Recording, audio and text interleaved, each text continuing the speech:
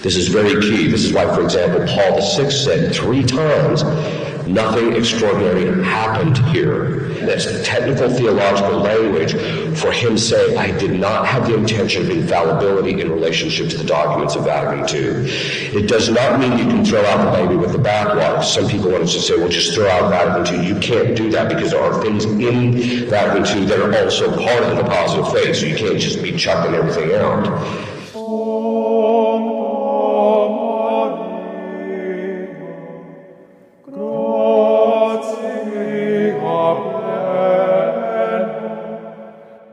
And this is something which I think is a bit of a problem because historically, the popes in the past, hardly anybody even knew their names except for maybe the priests and bishops because they were using them in the canon.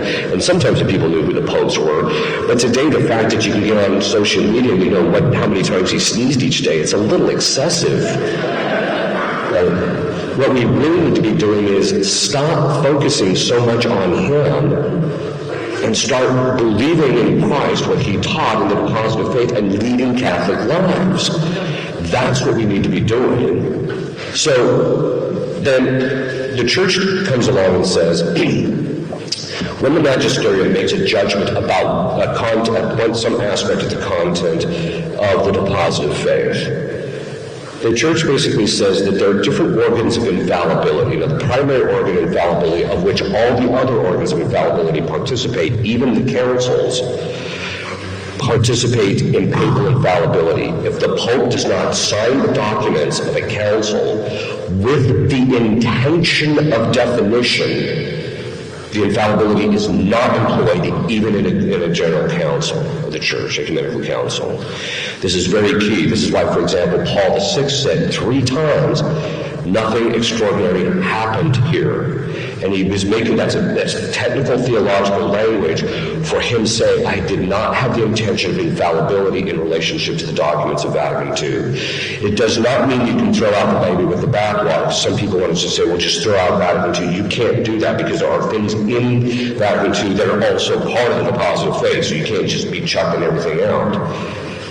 But the point I'm making is that the papal infallibility is the primary organ of infallibility.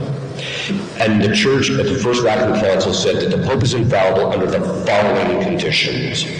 1, it has to be an area of faith and morals. If the Pope were, say, to start talking about the environment or something like that. Now here I'm not talking about our moral obligations regarding the environment, right? We don't take care of the environment for its own sake. The reason I have to treat the environment properly is because if I don't, you pay the price and it's unjust to you. That's why we have to treat it properly, okay? And so it has to be something that it's a common inheritance to which we all have to have a wise stewardship of. So we can talk about the general principles of that.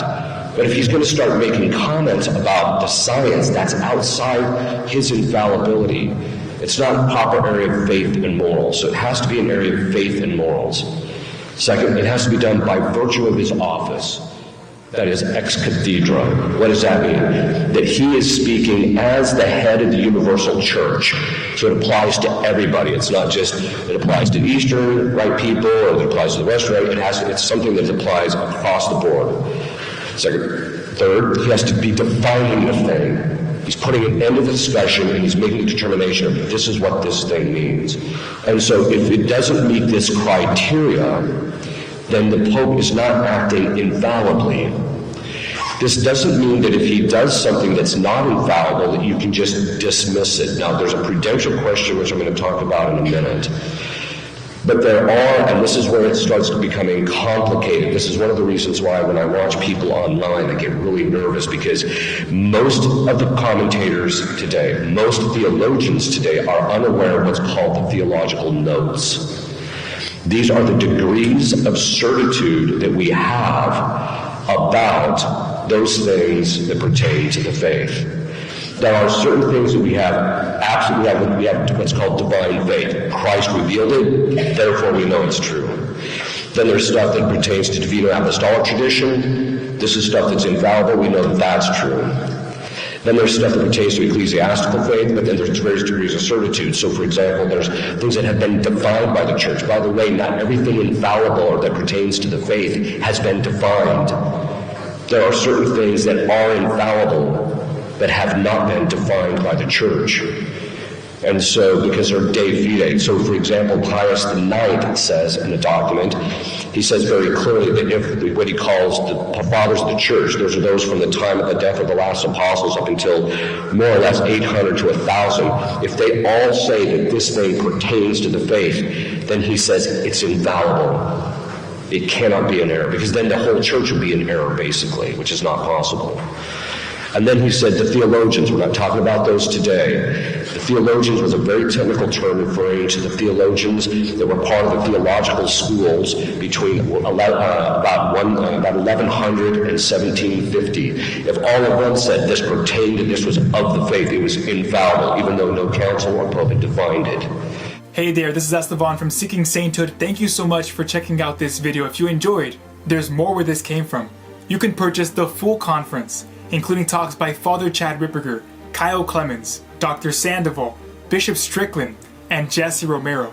Simply go to catholicrc.org. God bless you. God strengthen you. Be the saint you're called to be. Sancte Stephane, ora pro nobis. Sancte Laurenti,